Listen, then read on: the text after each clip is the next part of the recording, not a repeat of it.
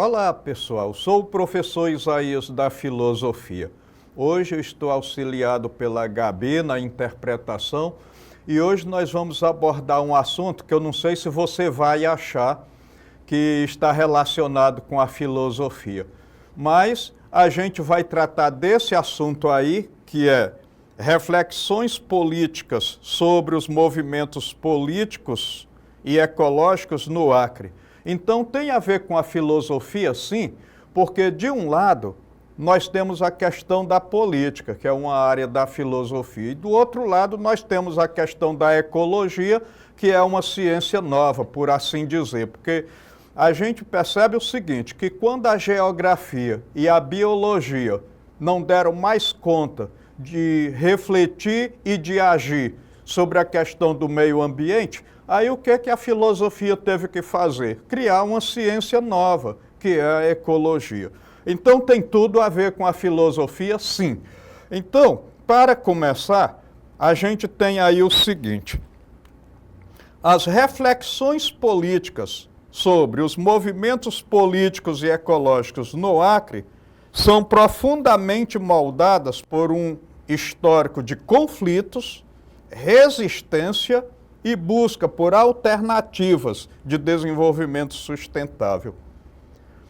A luta pela Amazônia, encabeçada por líderes como Chico Mendes, transformou a região em um laboratório político-ambiental, o que se converteu em políticas públicas e discursos sobre a questão da florestania.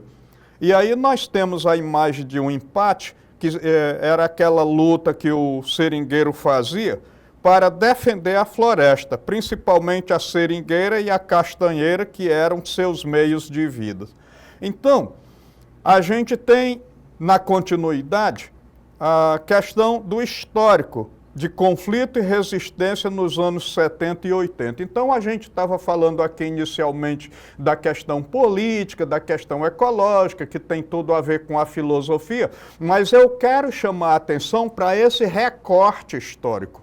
Nós não estamos falando da política do Acre, por exemplo, lá no começo da exploração das terras acreanas pelos nordestinos durante o primeiro surto da borracha. Não, nós vamos estar situados num período bem mais para cá. Então, iniciando aí pela década de 70. Então, contexto de ocupação. Durante as décadas de 1970 e 1980, a região do Acre foi palco de interesses e de intensos conflitos de terra na região, justamente por conta de que, nesse momento, o Brasil ele vai ter a maioria da população na cidade pela primeira vez. Então, aí na década de 70, nós temos mais gente na cidade do que no campo, enquanto até 1970 era o contrário, a gente tinha mais gente no campo do que na cidade. Então, a chegada de grandes fazendeiros e a política governamental de incentivo à pecuária causaram a expulsão de seringueiros e a destruição da floresta. Então chegaram aqui o que na época a gente chamava os paranaenses e os paulistas, eram pessoas vindo do sul e do sudeste do Brasil, e vieram aqui para, de certa forma, devastar os seringais, então derrubar a floresta e criar o pasto para o gado. Então isso aqui causou a expulsão dos seringueiros do seringal para a cidade, criando aquelas invasões de terra, aquelas ocupações aqui na cidade, de forma desorganizada. Bom, aí nós tivemos a questão dos empates, aquela imagem que a gente colocou lá no começo da aula. Em resposta a essa ocupação dos sulistas, os seringueiros, liderados por figuras como Wilson Pinheiro, Chico Mendes, Ivaí Higino de Almeida, Osmarino Amâncio e outras lideranças criaram os empates, ações não violentas de resistência. Então não tinha nada de guerra.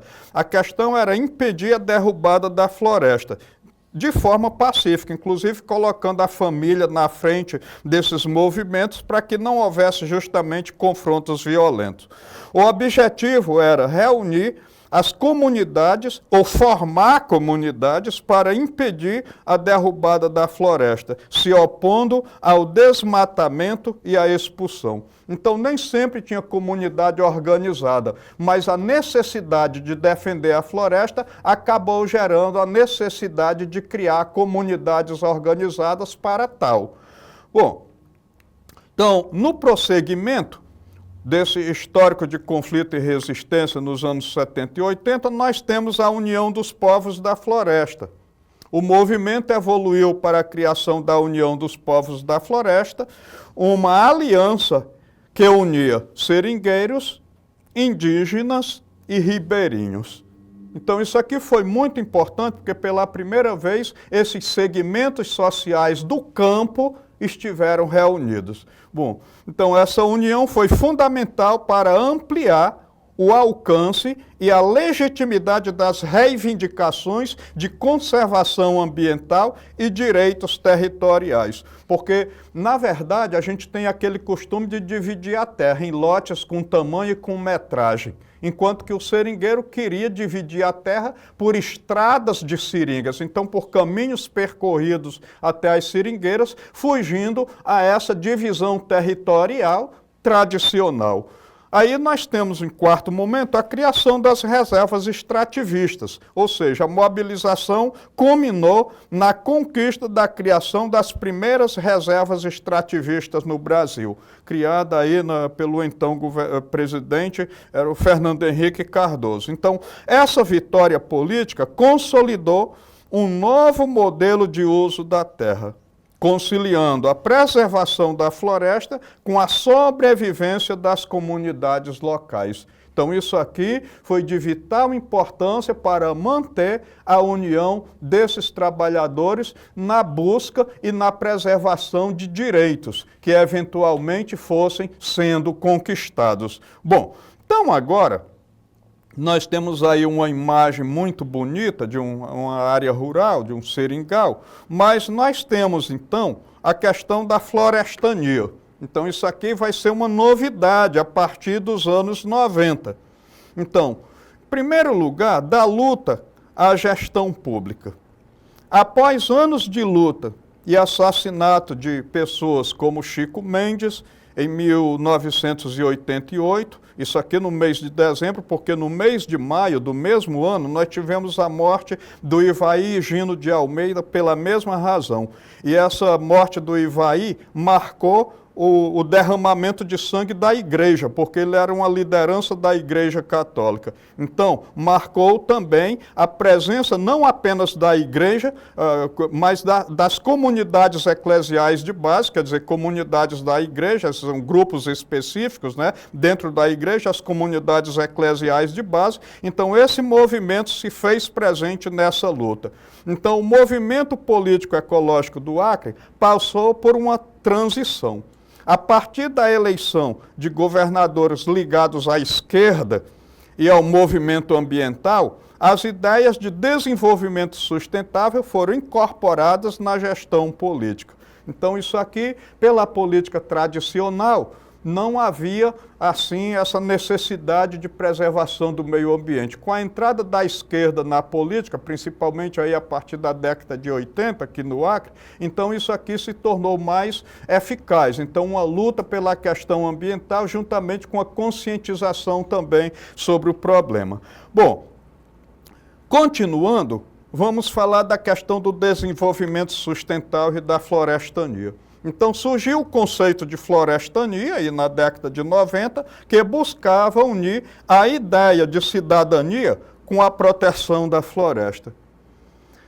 Esse discurso foi a base de um projeto político que prometia conciliar a conservação ambiental com a melhoria da qualidade de vida das populações locais, por meio da valorização dos produtos da floresta e de políticas socioambientais.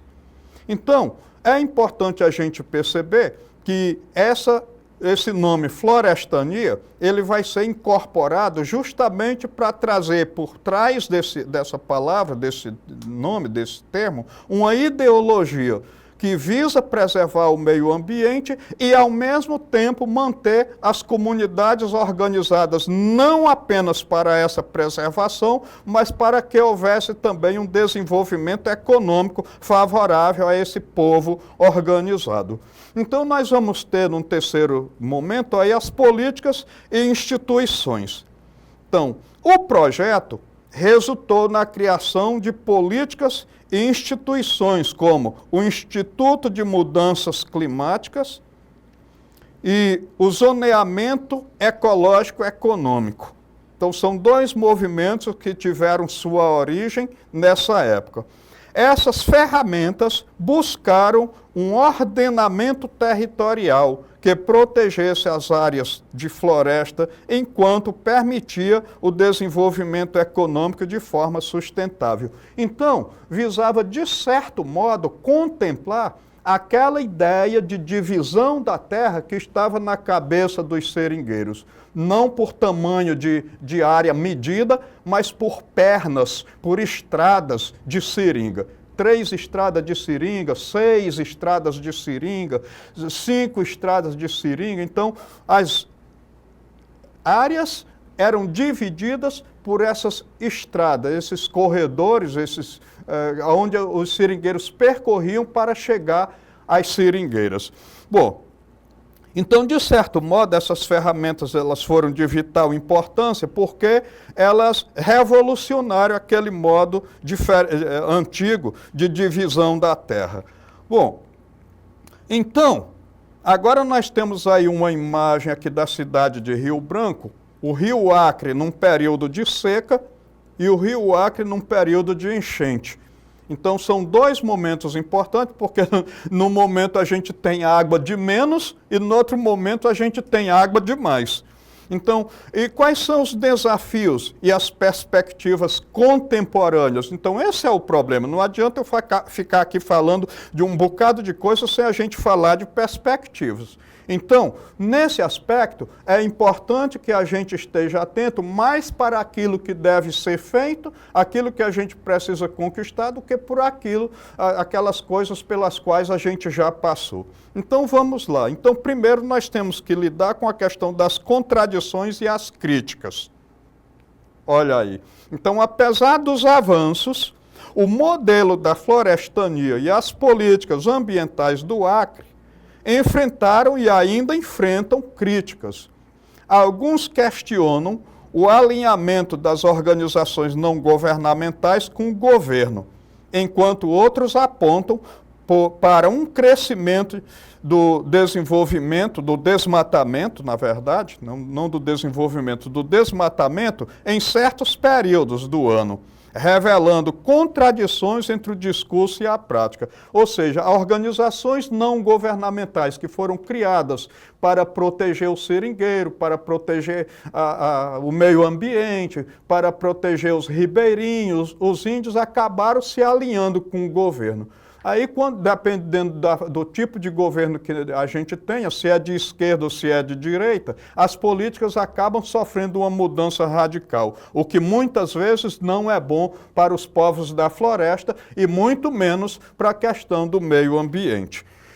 Bom, então, pressão do agronegócio. A região ainda sofre com a pressão do agronegócio, a intensificação do desmatamento. Então ainda tem gente que quer derrubar, que quer desmatar, que quer queimar, que quer formar pasto, não ligando muito para a questão ambiental. O Acre tem registrado altas taxas de desmatamento, inclusive em áreas de reservas extrativistas, e demonstrando que a luta pela preservação continua a ser um desafio político e econômico, e até também uma questão de segurança, na verdade. Bom, aí nós temos a questão da mobilização atual. Isso aqui é importante. Então, os movimentos sociais e as organizações da sociedade civil continuam a se mobilizar e pressionar por uma política ambiental mais eficaz, ou seja, que seja aprofundado essa luta e essas políticas que visam a preservação do meio ambiente e a manutenção dos povos da floresta no seu lugar. Então, a participação em eventos como a COP30 em 2025 mostra o engajamento contínuo das comunidades na pauta ambiental. Bom, então, na continuação, nós temos o seguinte, principais reservas extrativistas no Acre. Eu não vou falar aqui de reservas no estado do Amazonas, em outros lugares, mas especificamente no Acre. Então, nós temos uma delas, a reserva extrativista do Riozinho da Liberdade. Então, essa aqui, na verdade, é uma das reservas extrativistas federais, localizadas no município de Cruzeiro do Sul, Marechal Taumaturgo, Porto Valto e Tarauacá.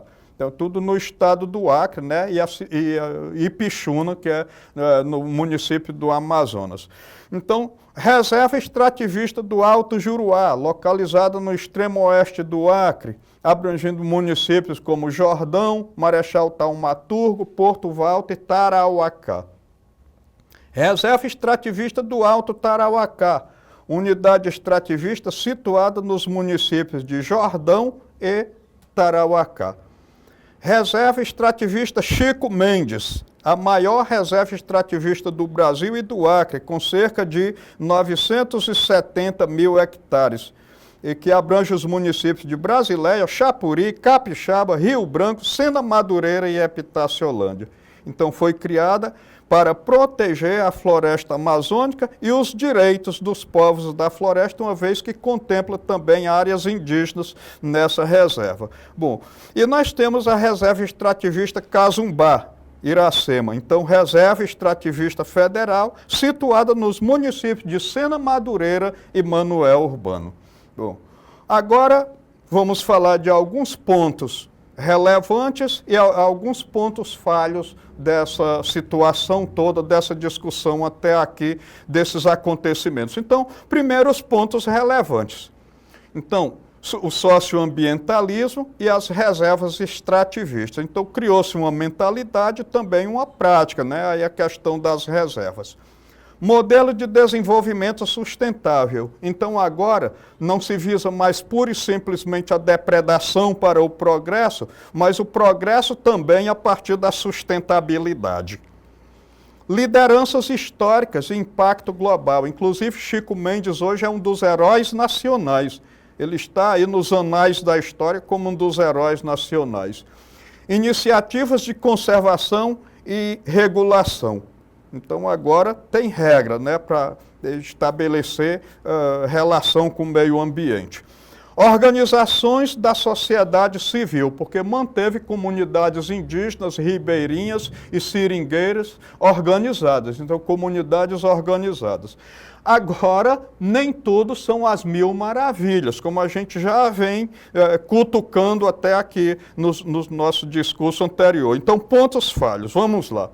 Retrocesso recente nas políticas ambientais. Então, deu uma guinada, deu uma estagnada e até um certo recuo. Então, persistência do desmatamento e queimadas. O ano passado, por exemplo, o ano de 2024, foi terrível.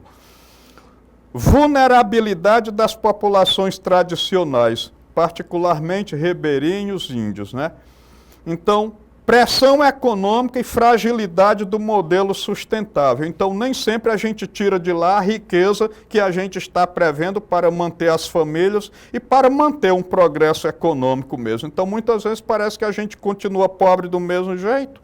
Então, desalinhamento com a realidade econômica fundiária. Então, a realidade econômica fundiária, por exemplo, prevê a divisão de territórios por metragem ou por quilometragem. Aqui a gente vai dividir por perna de estrada de seringa, vai dividir por acesso àqueles varadouros que chegam até as castanheiras. É um pouco complicado a gente incorporar essa mentalidade. Bom, então, agora nós vamos tratar de uma questão diretamente relacionada ao nosso assunto. Então, as reflexões políticas sobre os movimentos políticos ecológicos no Acre são profundamente moldadas por um histórico de conflitos, resistência e busca por alternativas de desenvolvimento sustentável. A atuação dos movimentos políticos e ecológicos no Acre, como a luta pela preservação da floresta, tem como um dos seus principais resultados qual? Letra A, o aumento do desmatamento em outras regiões da Amazônia. Então é isso aí. B, aceleração da expansão agropecuária no estado. Letra C, fortalecimento do discurso de que o Acre é um estado inviável para a produção. Letra D, reconhecimento internacional do estado como referência em políticas socioambientais e cooperação com outros governos. E letra E, redução de parcerias com instituições científicas internacionais. Então, será que é isso mesmo que figura dentro aqui a letra E? Então a gente perdeu parceria, a gente deixou de se organizar internacionalmente? Ou será que todo aquele movimento dos empates lá em Chapuri, quer dizer, pelo menos iniciado por lá, gerou uma repercussão maior no país e fora dele? Então vamos à resposta a essa questão. Letra D, aconteceu o reconhecimento internacional do Estado como referência em políticas socioambientais e cooperação com outros governos. Inclusive, muita gente vindo da Europa para cá para verificar a situação daquilo que é o meio ambiente, da preservação, como vivem os povos das florestas e assim por diante. Então, diante disso, nós podemos concluir da seguinte forma: a trajetória dos movimentos políticos e ecológicos no Acre é um espelho das tensões e possibilidades da Amazônia.